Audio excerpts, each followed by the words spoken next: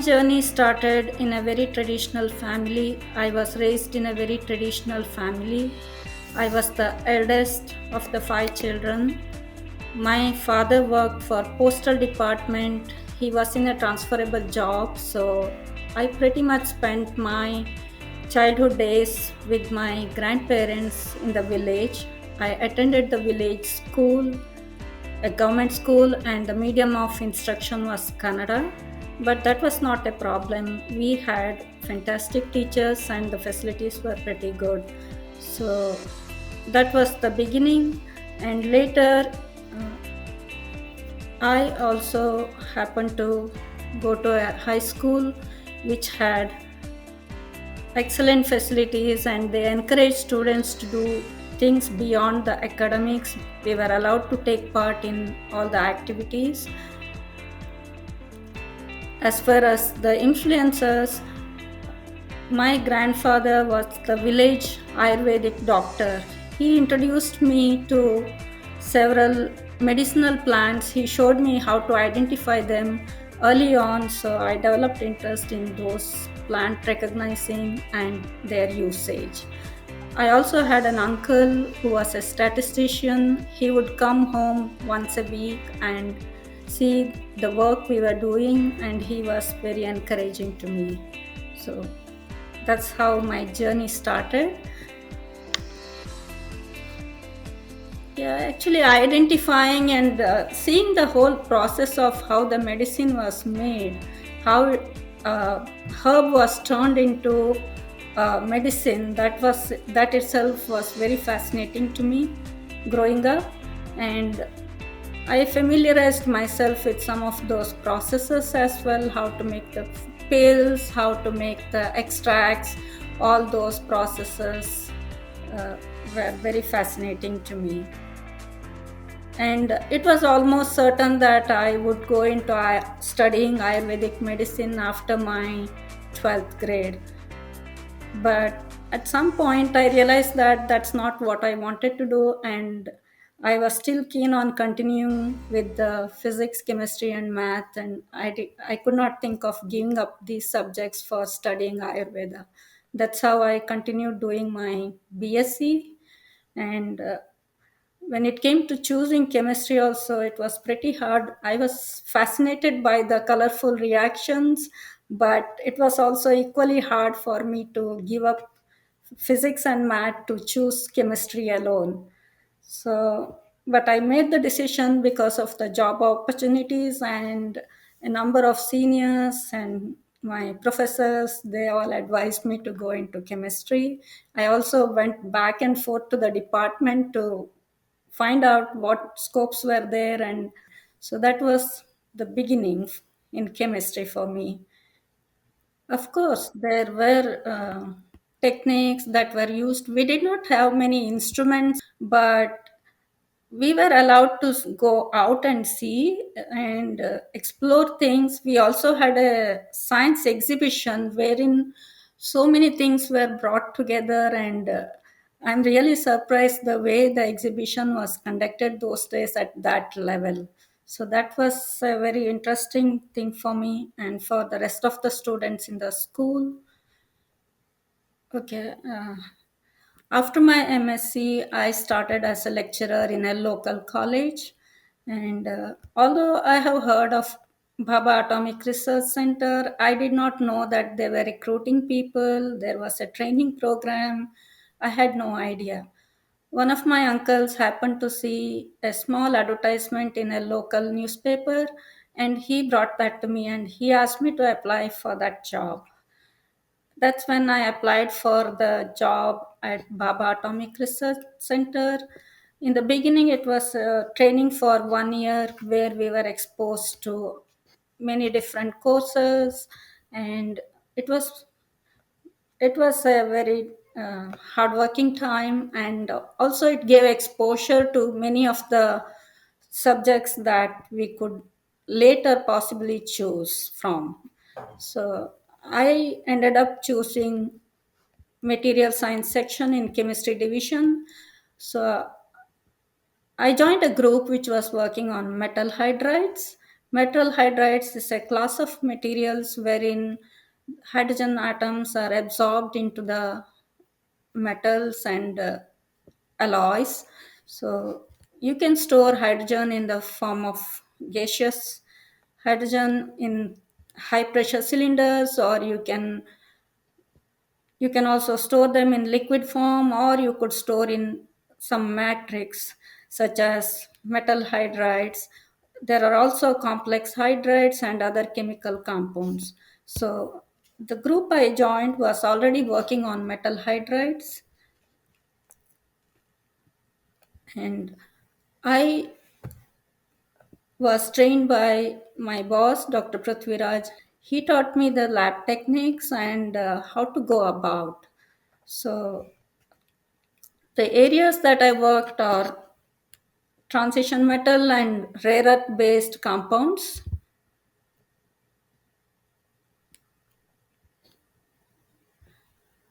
I worked on several different alloys and compounds of titanium, zirconium, and rare earth elements, and I studied the hydrogen absorption properties, the stability of those compounds, the desorption properties, and several other physicochemical properties of these materials, such as magnetic and superconducting properties. During my journey, I also got to study some other areas of science, such as catalysis and also carbon nanotubes and other nanomaterials for the work. Yeah. While continuing working on hydrogen storage materials, we developed one material which was a third generation titanium based alloy that gave us a very good storage capacity of 3.7 weight percent, which was well beyond the known 3.2 weight percent that time. Okay. Hydrogen is it has great potential as a clean fuel, and it is used for several applications such as batteries, fuel cells, onboard hydrogen powered vehicles. So it's like you put sponge in water and the sponge absorbs water, and when you want water you can squeeze the sponge and release the water. Same way, hydrogen enters these metals and they occupy the interstitial positions, and when you want hydrogen you can release hydrogen by heating the material. So that's the basic principle of how hydrogen is stored. Is the most simplified way of saying. And the applications are many. As I mentioned, you can use them for vehicular applications and also for fuel cells and isotope separation. These are some of the areas this material can be used. It's not easy. I mean, hydrogen can be produced from splitting of water, and it can be stored, and we can later use it when we want the energy. It is also a carbon free process. There is zero emission. When you burn hydrogen, you get water and energy. There is no carbon emission during the process. Of course, coming from a very small town, going all the way to Mumbai for the job was a hard thing for me. I had to learn the language, I had to get used to the way of living. So these were challenging, but it was possible to do. If I just thought that if I could go from that small village all the way to study MSc and do things, I could as well try this and continue doing. And it was also like I would not give up things easily. Okay. So when I landed in Mumbai, I did not know Hindi, and I was just pointing to things and showing them. Okay, when I went to stores, I was showing them, okay, I need this one. I would only point to the item, but I saw my friends and others talking in Hindi, and slowly I got used to the language and the people. In the beginning it was hard, and once I loved Mumbai, it was hard for me to leave Mumbai and move to USA.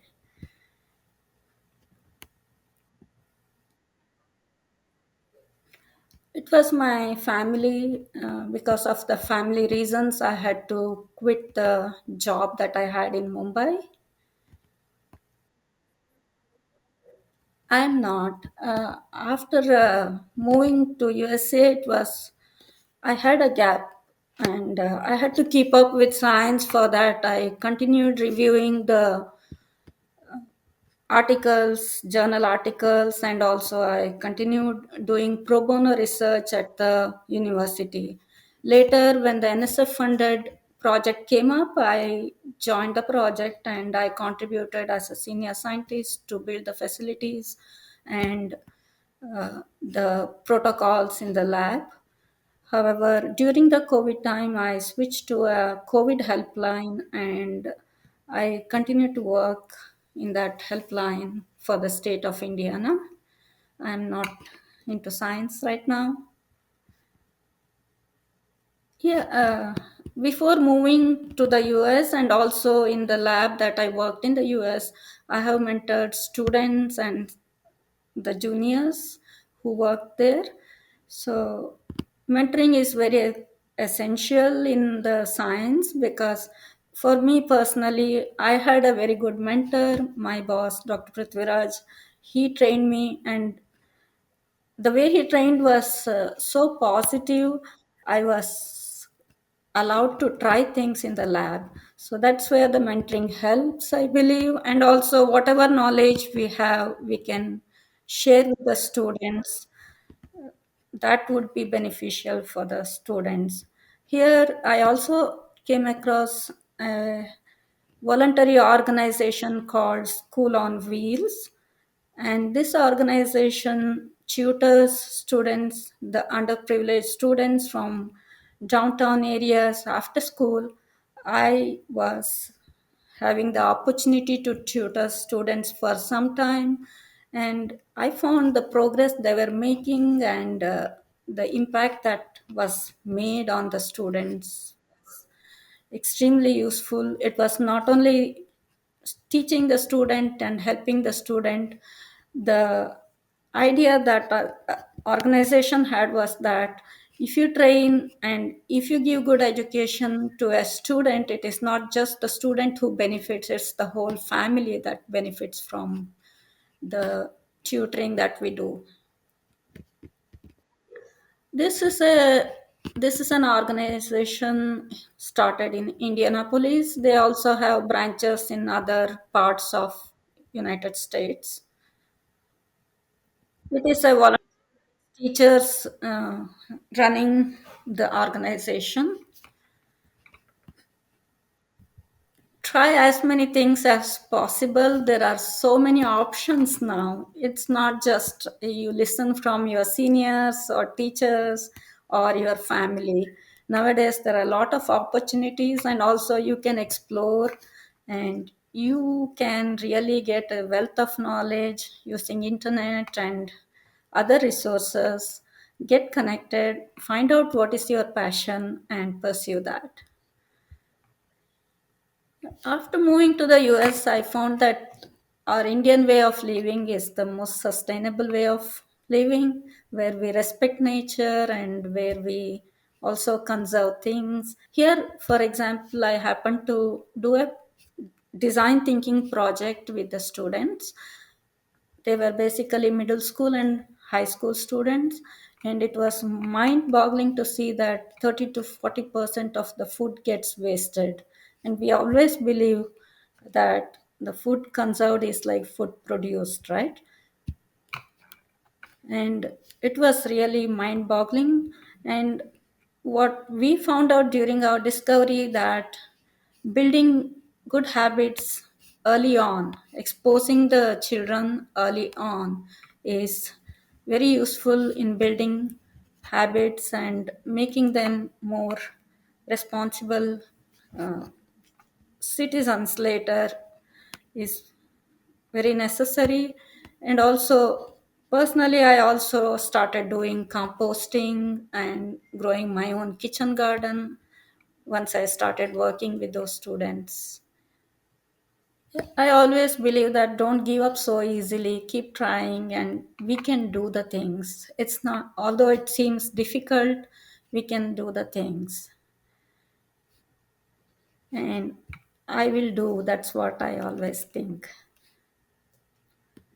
Yeah, I would like to continue to mentor students in some of the areas that I feel uh, are necessary or important. For example, some of the concepts of sustainable living and also some simple projects that could be done at school levels.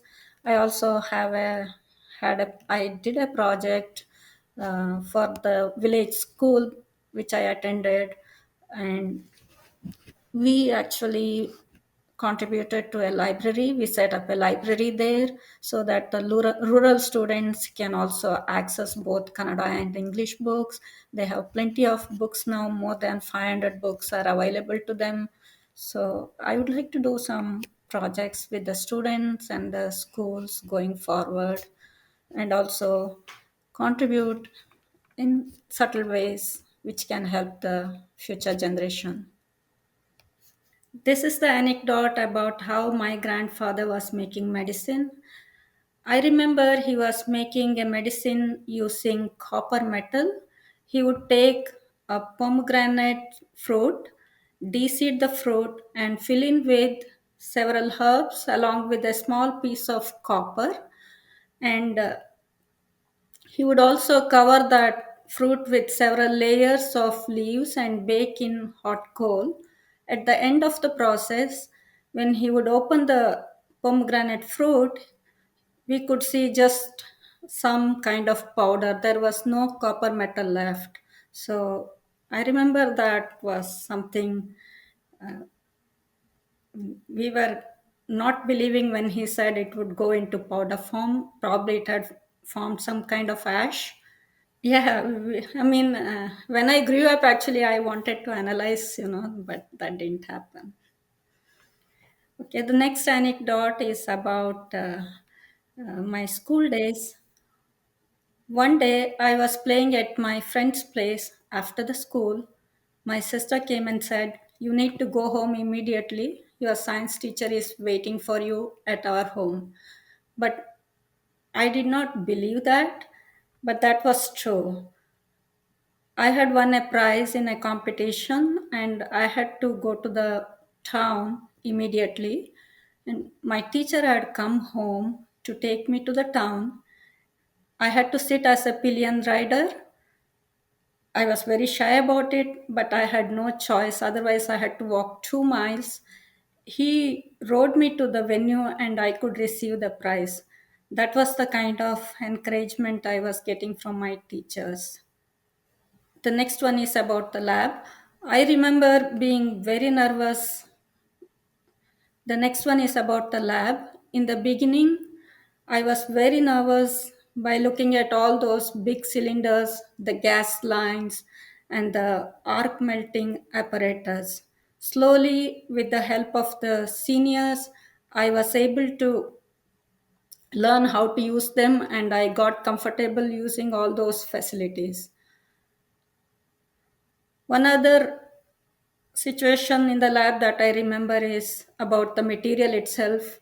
Some of these metal hydrates that are freshly prepared can be pyrophoric. That means they can catch the fire easily.